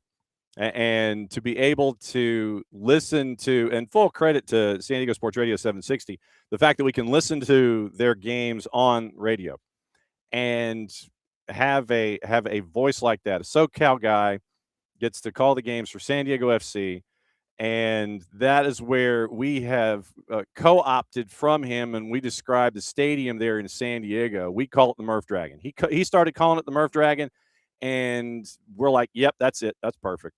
So that segment is not a slam of CF Montreal. It's just a byproduct of scoring a lot of goals. We did not play goal number 5. Otherwise, we would have been here for like another 90 minutes. But Adrian Garcia Marquez is one of the great voices of the game. And so when he has games where he comes out of his shoes, translation, every game, we like to play those highlights just to kind of let everybody else hear what's going on with the other voices of the game here in Major League Soccer. So that's our friend Adrian Garcia Marquez. And once again, thanks to San Diego Sports Radio 760 and Major League Soccer. Lokvolt Morning wants to know about midweek interviews.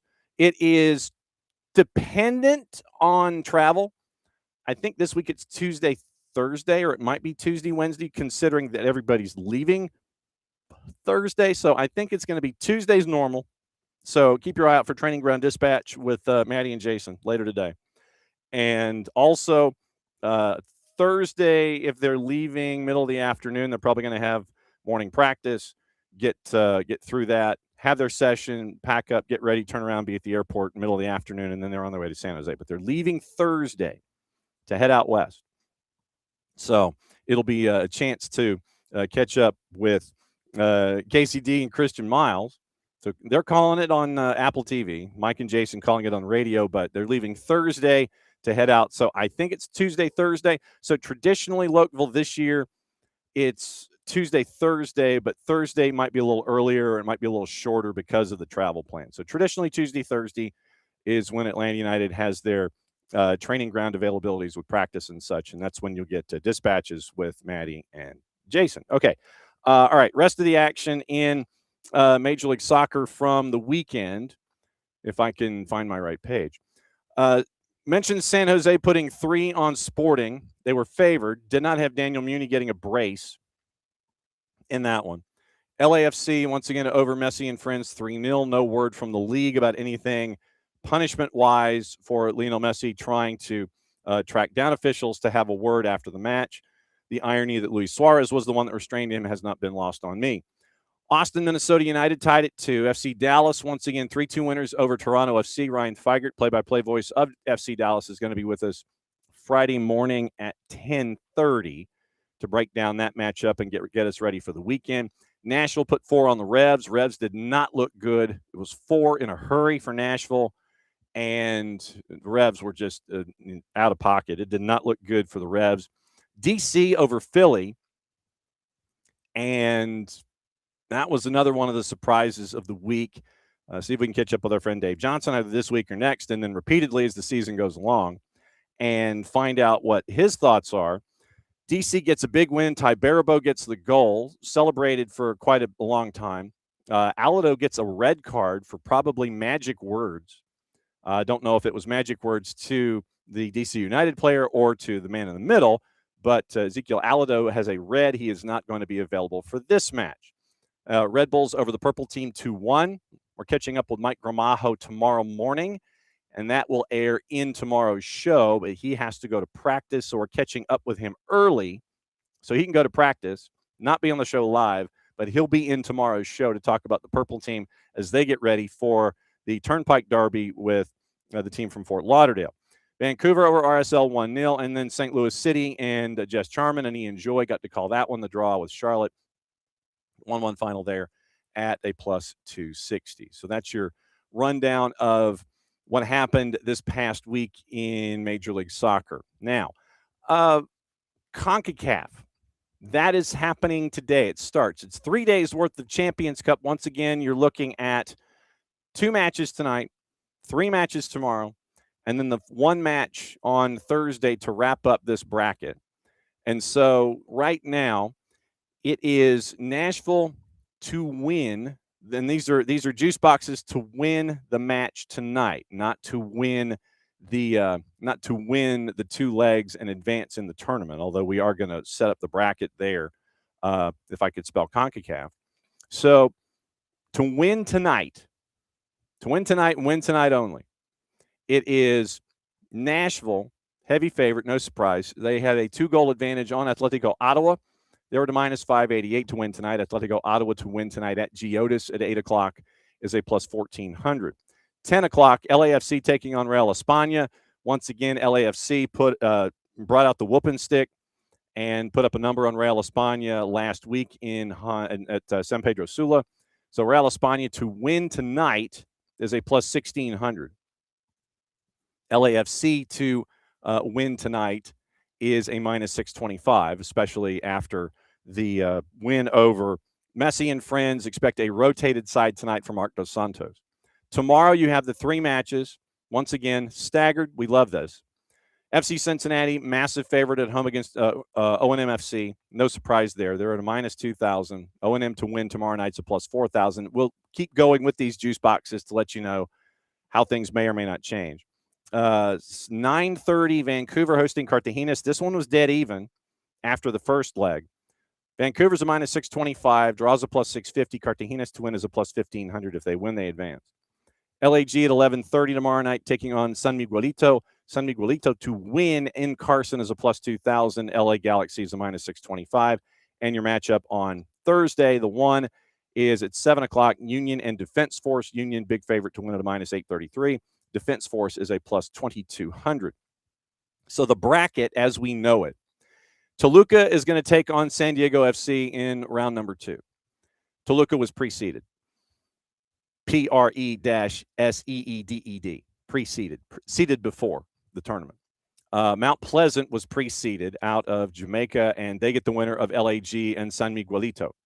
So LAG's got a great bracket to get out of the first 2 rounds and get into the quarterfinals. Round of 16 low left, Cruz Azul Monterrey, that is must-watch television. Then it is Alajuelense, who is preceded, gets the winner of LAFC and Real España. Translation, LAFC. Then LAFC has to travel down to Costa Rica, to Alajuela, to take on Alajuelense in the round of 16. Seattle gets the winner of Vancouver and Cartagenes, so you could have Cascadia low right. Tigres gets the winner of Cincinnati and O&M. Translation, probably Cincinnati. So Tigres and SC Cincinnati. Club America gets the winner of Philly and Defense Force, probably Philly. And then it is Messi and Friends getting the winner of Nashville and Ottawa, probably Nashville. So again, you're going to get Nashville. And man, I don't know if Nashville fans are sick of it or not, but Nashville gets, if they get past Atletico Ottawa tonight, another go around with Messi and Friends, this time in the round of 16 of the tournament in CONCACAF Champions Cup. So keep an eye on all of that. So that's your CONCACAF update. Then also going on today, E for Europe is where we're headed. So you have today the second legs of Atletico de Madrid, Club Brugge, Leverkusen, Olympiacos, Inter, Bodo Glimt, and Newcastle and Karabag. Atletico de Madrid to win today a minus 238, and Club Brugge is a plus 600. That one's the 12:45. The other 3 are at 3 o'clock. Bayer Leverkusen, Olympiacos. Bayer Leverkusen to win today a minus 125. Inter in trouble at home, 3 o'clock. Bodo Glimt has a 2-goal advantage. To win today, Bodo Glimt is a plus 900. I don't think they care. As long as they get out of there with a 2-goal lead or not quite, look, 1 goal, 2 goals, fine. That's what they're hunting for. They want to get out of there with an advantage. Then they move on. Inter, minus 400 to win today, but they're down 2 goals against Bodo Glimt. Newcastle, plus 5 going up against Karabag, and that one is also at 3 o'clock. Newcastle, big favorite to win today, and Karabag's plus 1,500. Tomorrow, the 12:45 is Atalanta and Dortmund. Atalanta is favored at a plus 112. Your 3 o'clocks, Juve with a lot of work to do against Galatasaray. Down 3 goals, had 5 goals scored on them. They went a man down in the match in the first leg. So Juve a minus 189, Galatasaray plus 480. I don't think Galatasaray cares as long as they get out with a win in the 2 legs. PSG a goal up on Monaco. They're a minus 370. Monaco a plus 900. Real Madrid and Benfica. Real Madrid a minus 189. Benfica is a plus 520. Remember, there is a provisional suspension of Prestiani by UEFA for this match while the investigation continues into the incident. So once again, suspended by UEFA for this match. Investigation continues, and they're going to continue. They're obviously continuing their investigation there. But once again, suspended for the second leg, and that's what you're staring at there. The other World Cup-y stuff looks like the Lionesses are going to play a Women's World Cup qualifier at Bramley-Moore Dock. And that was released this morning. We'll get into Spurs in a second because that's going to be interesting. That's going to be interesting. So Spurs is in a world of hurt. And what happens if they get relegated? Boy, what happens if they get relegated? That's going to be rough. Also, you might have seen the video out of Mexico during Liga MX Femenil matches. And now there is a concern after also Liga MX matches were canceled on the weekend or postponed, sorry. Now you have, and this is written by our buddy John Arnold. and it's for the Guardian. So John says immediately off the top, one road that leads to the Estadio Akron, and that is the home of Chivas de Guadalajara. You're supposed to have 4 group matches there for the upcoming World Cup. And then on Sunday, near the go-kart track named for Sergio Perez, a burning bus blocks the road. And in Jalisco, that is not new, but in response to a federal operation that saw their leader, Nemesio El Mencho Oseguera Cervantes, killed members of the Cartel de Jalisco Nueva Generación, the CJNG, they put blockades all over the region, from Guadalajara to Puerto Vallarta. In addition to buses and taxis being commandeered and lighted on fire, it's shops ranging in size from a Costco in Puerto Vallarta to corner stores are now targets for arson and destruction. The city activated a red alert protocol, effectively freezing activity for ordinary citizens, encouraging them to stay home. Bars and restaurants closed. Sunday's Clásico Nacional between Chivas and Club América was postponed. Liga MX contest in Querétaro was postponed. And then no narcobloqueos. Basically, that's what it is referred to when the cartels commandeer a vehicle and set it on fire. They call it a narcobloqueo. Confirmed that none of those had been confirmed at time of writing. The wide-reaching CJNG operation and its affiliates have reportedly blocked roads in at least 8 states. And so John goes into, and this is your required reading for the day. So now the question is being raised to soccer directors and political officials. Okay, so is the country going to be safe enough to function in a World Cup cycle with the matches that are planned in country? And so that's what you're staring at here, to keep an eye on as we get closer and closer to the World Cup. So just keep an eye on that. State officials in Jalisco said before a friendly in 25 that they plan to add thousands of security cameras, purchase new law enforcement vehicles, utilize technology aimed at preventing drones from entering restricted areas. So, and so now John wraps up his piece by saying, with simmering problems boiling over, Mexican politicians must prove they can keep their citizens safe, along the way avoiding repeating the moments of August 2011, when the stranglehold organized crime has had on the country spilled over into a soccer stadium. So, required reading from our buddy John Arnold. Now, trying to see what other headlines we have. And I know that I've got to get into quickly what we're looking at from USL League One. Remember, now, once again, without Tormenta, the decisions and the timetables for beyond 2026 from Tormenta should be coming up next couple of weeks. So we'll keep an eye on that going forward and what it looks like coming out of Statesboro. So you now have clubs that are trying to determine their futures, and if it is going to be something where it is teams having the option of either scheduling friendlies or just keeping it as a free. You have a free, just basically a bye weekend. And so that would be the big question going forward for each of these clubs, is how they're going to handle it.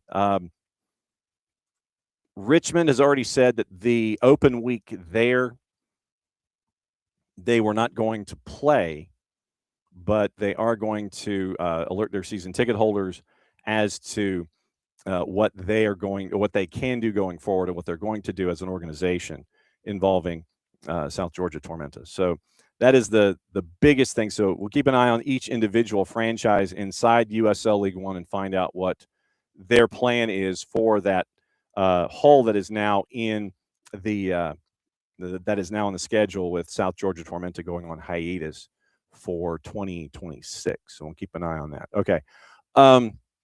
I mentioned Spurs, and we know that they're in a world of hurt right now. And it looks like with Igor Tudor now in, and they are just above the drop zone, and it looks like West Ham is on the charge. It doesn't necessarily mean that Nottingham Forest won't get in Spurs' way about relegation. Matt Hughes at The Guardian Spurs are planning to rip up the wage structure and invest in the squad if they avoid relegation. They have the lowest wage bill among the Big Six sides, although what makes Spurs Big Six recently, couldn't tell you. Major overhaul of the squad is planned for the summer by the owners. Ripping up the rigid wage structure. £222 million in the most recent published accounts for 23-24, a little more than half that of Manchester City's 413, increased because of the signings such as Xavi Simon, Mohamed Kudus, and Conor Gallagher. £35 million signing of Gallagher from Atletico de Madrid on wages of about $200,000 a week, regarded as a significant turning point inside the club. Highest paid player, more big signings expected after the end of the season, assuming Spurs stay in the Premier League. Under the leadership of Daniel Levy, forced out by the Lewis Family Trust, now they feel like they need to have some kind of a financial course correction and invest in players. Economies had to be made to pay back loans taken out to build the billion-dollar stadium, which I still do not believe does not have a corporate sponsorship attached.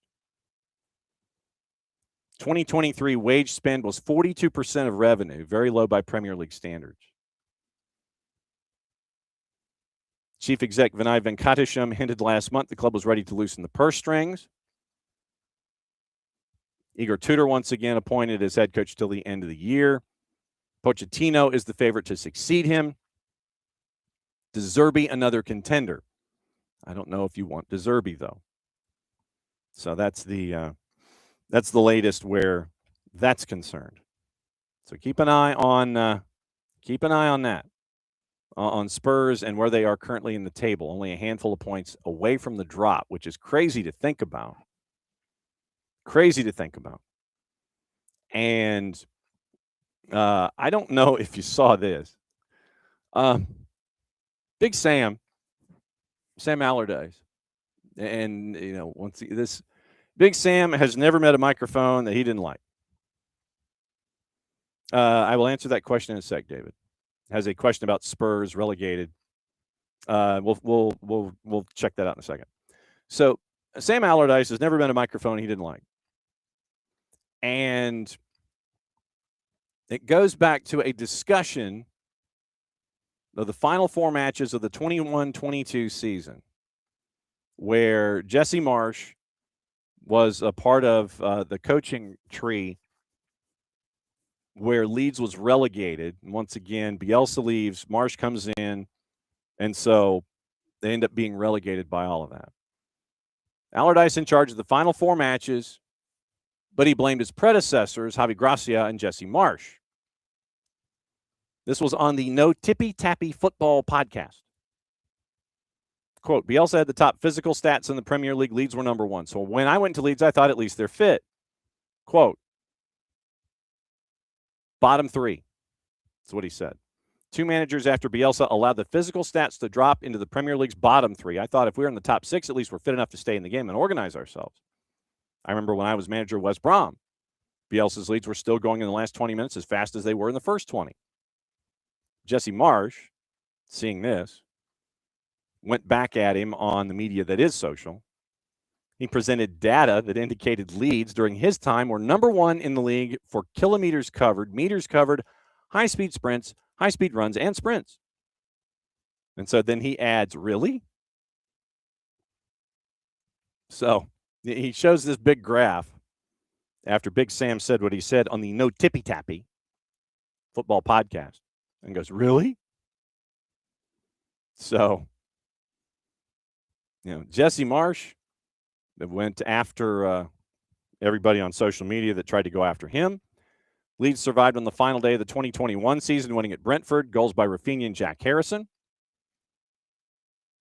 And Allardyce, once again, after taking Leeds down, how many teams has he managed since then? 0. He has not managed since then. Although I would have anticipated that Nottingham Forest probably got a CV from him the second Sean Dyche was out the door. Because that style of play was definitely the style of play that fits Big Sam and his, how do we phrase this, survival instincts.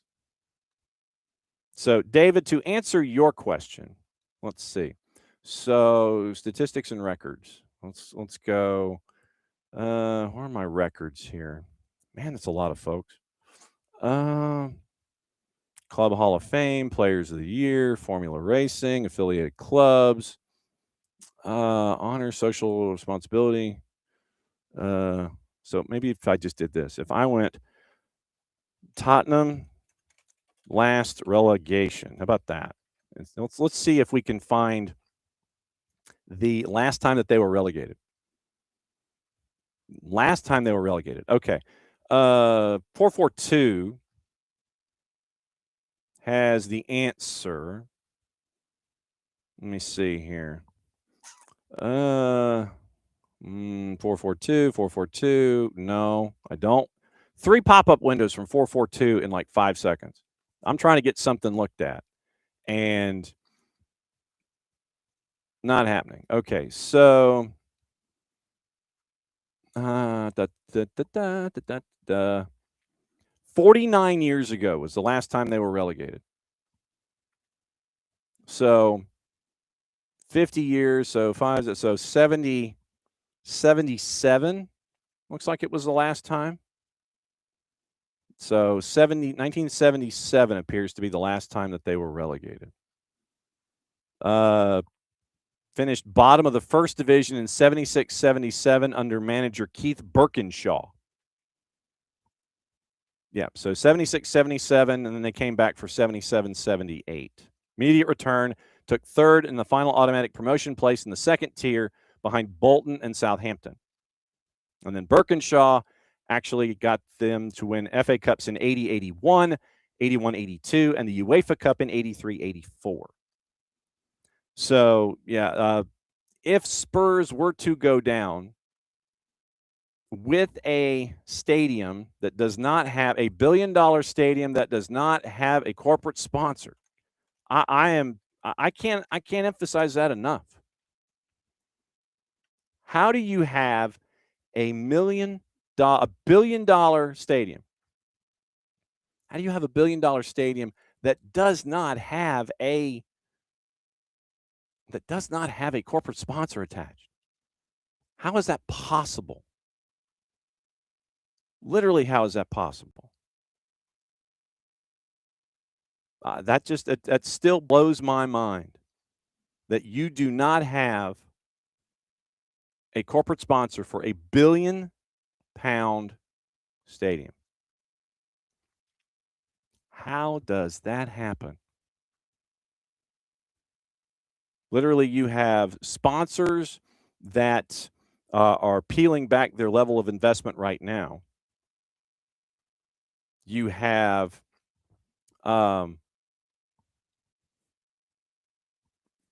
folks that have opt-outs, basically, when it comes to Spurs and relegation. Fees would decrease. Folks are going to sit there and go, no, I'm not interested. So there are like championship opt-outs that are a part of this. This could be, if they were to be relegated,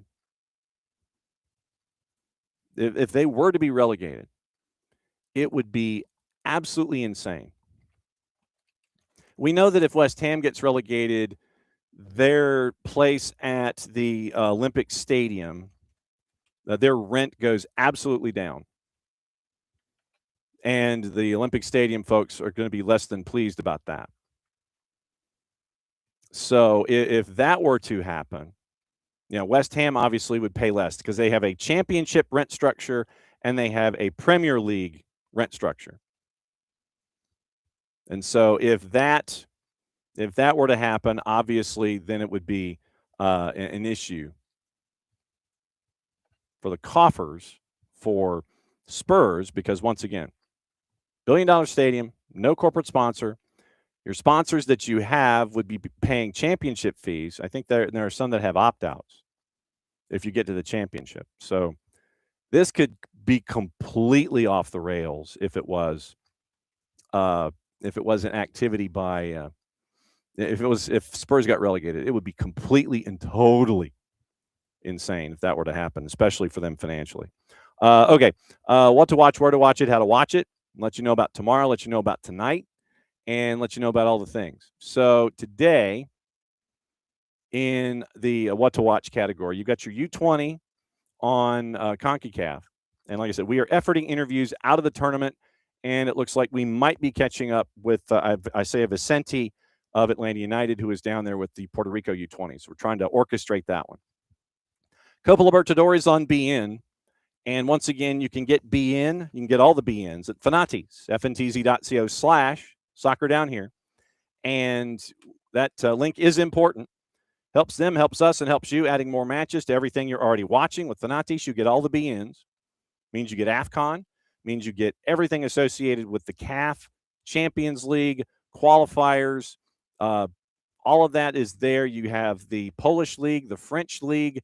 You have the Turkish League with BN. You get Tigo Sports look-ins. You get CATV look-ins. You get TSA matches from Argentina, Liga One Max Pro out of Peru. You get Uruguay, Colombia, A Division, B Division. It's all there. TVV, CDO, Nuestra Tele. TVV gives you Venezuela if you want that added to your mix. So that's all there at Fanatis at fntz.co/soccer down here. One subscription, one home. Huachipato Carabobo, 5 o'clock, Libertadores on BN. CBS Sports Network has Newcastle and Carabag. FS2's busy. They have the league that we're not talking about at 2 o'clock. The U20s, they have at 4. And then they have the doubleheader Champions Cup at 8 and 10. BN Español simulcasting Libertadores. Fox Deportes has the Honduran League at 8.